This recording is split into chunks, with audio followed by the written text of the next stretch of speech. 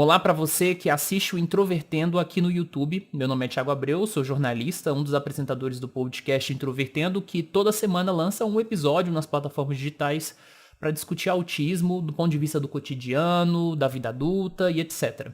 No último vídeo que eu publiquei aqui no canal, eu disse que eu ia fazer uma pausa, né? Eu ia voltar só em março para descansar por alguns projetos que nós do podcast estamos desenvolvendo, mas essa semana aconteceu uma coisa bastante complicada que ficou martelando na minha cabeça e eu pensei, eu preciso aparecer aqui para falar um pouco, ou para pelo menos dar a minha opinião sobre o assunto.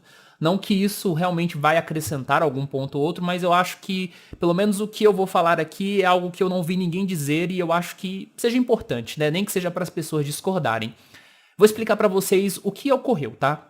Nas últimas semanas, principalmente no Instagram, vários autistas que são ativistas e produtores de conteúdo começaram a publicar textos, né, opinativos, falando que enxergam o diagnóstico de autismo como um privilégio. Tá? Então, a principal argumentação que eles utilizaram para alguns desses contextos é dizer que a avaliação de autismo no Brasil, uma avaliação adequada, ela é cara, ela é difícil de ocorrer, ela é demorada, enfim, tem uma série de fatores que eu, inclusive, já falei, já argumentei, né, já falei sobre isso num vídeo lançado em 2020 que se chama Autodiagnóstico de Autismo, então não vou repetir. Mas a argumentação mais ou menos é essa, o diagnóstico do autismo é um privilégio, porque é um diagnóstico difícil, é um diagnóstico caro e, portanto, grande parte da população brasileira não teria acesso sobre a forma como a sociedade é organizada hoje. O que deu isso de treta, né, na prática? Muitos outros autistas que já têm o diagnóstico de autismo, alguns se sentiram ofendidos, outros passaram a discordar, argumentando que só os autistas que são diagnosticados realmente sentem na pele a dificuldade que foi conseguir o diagnóstico e que ele não é tão fácil assim quanto esses ativistas dizem. Enfim, isso me parece um telefone sem fio gigante. Parece que um lado não consegue exatamente entender o que o outro quis dizer, mas eu acho que essa discussão ilustra muito bem como algumas coisas muito pequenas na comunidade do autismo podem gerar tretas muito grandes que saem do controle. E qual foi o efeito, tá? Teve uma outra treta diagonal, que eu não vou explicar aqui, mas eu vou deixar o link de alguns tweets meu explicando, tá? O que teve, porque senão o vídeo vai ficar muito longo. Mas em tese teve um conflito entre várias pessoas da comunidade do autismo, alguns ativistas e outros autistas que participam de grupos na internet. E no final das contas aconteceu que uma ativista desistiu de produzir conteúdo sobre autismo, parece que teve uma crise, a mãe publicou nas redes sociais sobre isso. E, consequentemente, também outra pessoa também ficou muito mal por causa de um outro conflito e teve um pouco a ver com essa questão do laudo, do diagnóstico de autismo, que é uma questão que está começando a dar mais discussões assim dentro da comunidade, umas brigas meio feias, tá? Então, né, tudo começou com essas publicações de textos no Instagram, então eu posso até citar o nome de algumas pessoas que eu tenho até uma certa proximidade, né, como o Lucas Pontes, que tem uma página no Instagram que é o antigo ArteAsp e hoje se chama Lucas Atípico, a Carol Souza, que é essa pessoa que eu tô falando, né, que desistiu do ativismo, eu vi algumas outras pessoas falando sobre isso também, a Bianca Galvão, enfim, não vou lembrar o nome de todas as pessoas, tá? Mas eu quero falar a minha opinião sobre esse assunto, tá? Eu tô na comunidade do autismo desde 2013, e eu falo isso não pra dar uma carteirada ou pra dizer, eu sou antigo, porque tem gente que tem 20 anos de comunidade do autismo.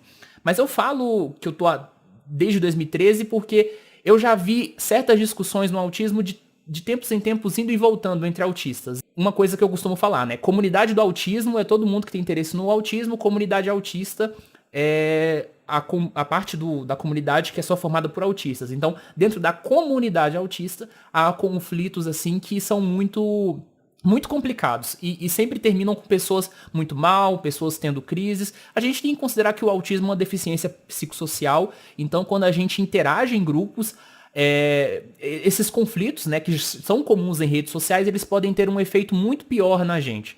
Mas ok, eu quero falar sobre exatamente essa discussão, né, do diagnóstico ser um privilégio ou não. Eu particularmente concordo com a ideia de que o diagnóstico é algo inacessível, né? Quem tem um mínimo contato na comunidade do autismo entende que até no contexto da infância é muito difícil as pessoas conseguirem diagnóstico na fase certa da vida. Tem muito caso de criança que tem dificuldade no autismo de uma forma muito significativa, muito evidente, e aí o profissional chega para a mãe, por exemplo, e fala assim, não, toda criança tem o seu tempo. E a pessoa só consegue o diagnóstico ali com 5, 6, 7 anos de idade. E tem um período, né, principalmente na infância, que a criança pode desenvolver muitas habilidades e não consegue desenvolver porque passou do tempo.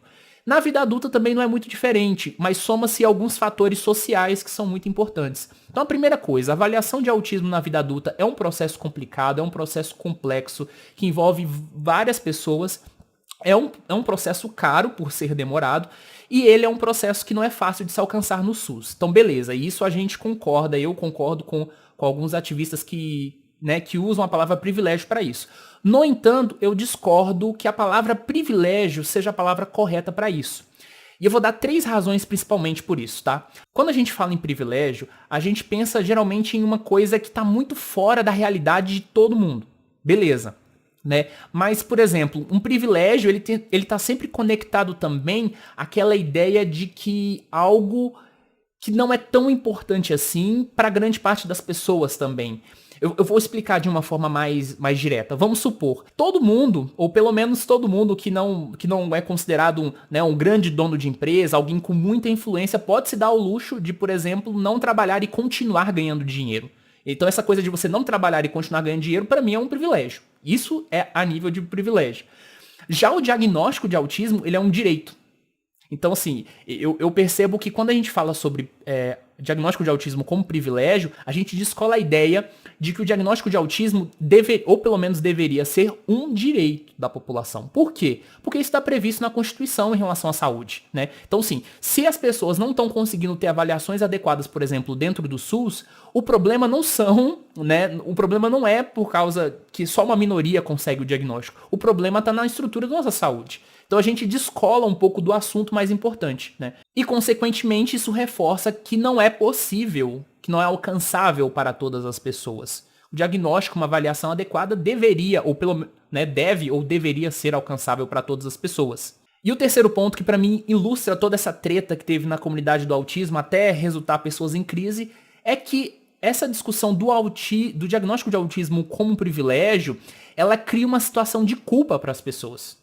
Então, parece que você está muito mais preocupado em culpar as pessoas que receberam o diagnóstico de autismo, que muitas vezes conseguiram a duras penas de que elas são privilegiadas por causa disso. E, consequentemente, isso gera divisão dentro da comunidade do autismo. Eu não acho que todo mundo tem que concordar o tempo todo, a discordância é extremamente saudável, é ela que faz realmente as coisas avançarem dentro da comunidade do autismo, mas eu fico muito preocupado quando o ponto talvez mais relevante, né, e aí eu me colocando num papel que talvez pode ser questionável, mas eu particularmente percebo que o ponto mais importante da discussão é a valorização da saúde pública.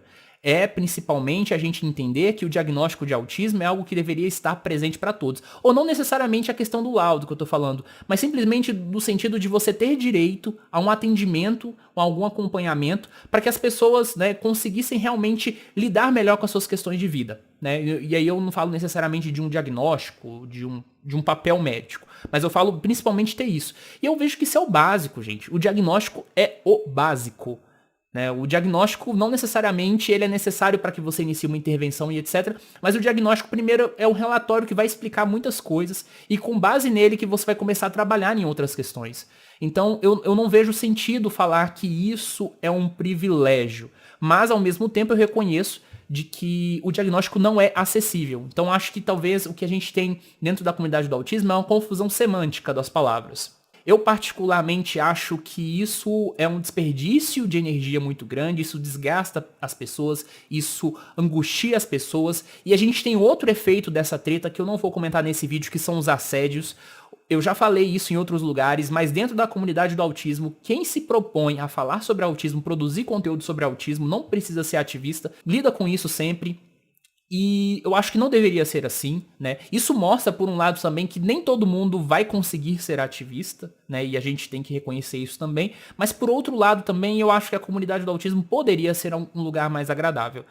E eu espero que a gente consiga extrair algo bom dessa discussão, porque o que eu tenho visto até agora, na verdade, foram desgastes, tristezas e muitas pessoas se machucando e tretando entre si. E só para finalizar essa discussão, eu só queria lançar uma provocação aqui para vocês pensarem e para vocês falarem também o que vocês acham nos comentários, tá?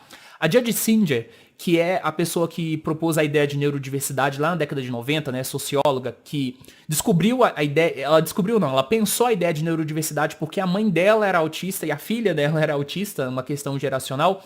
Ela fez um argumento muito interessante uma vez, dizendo que os movimentos de identidade, como a neurodiversidade que é uma identidade a partir da sua diferença neurológica, eles podem ter um lado de divisão, que é no sentido, o Estado, quando ele não atende essa função, né, de promover o bem-estar social e dependendo dos governos até retira direito das pessoas com deficiência, a Judy fala que os movimentos identitários, muitas vezes eles têm uma correlação negativa em relação a isso, de que quando o governo começa a tirar direitos e etc., as próprias minorias, dentro das pessoas com deficiência, por exemplo, começam a embater entre si, ao invés de elas se juntarem, né? Ou pelo menos pragmativamente. Não estou falando aqui que todo mundo tem que concordar 100% com o outro.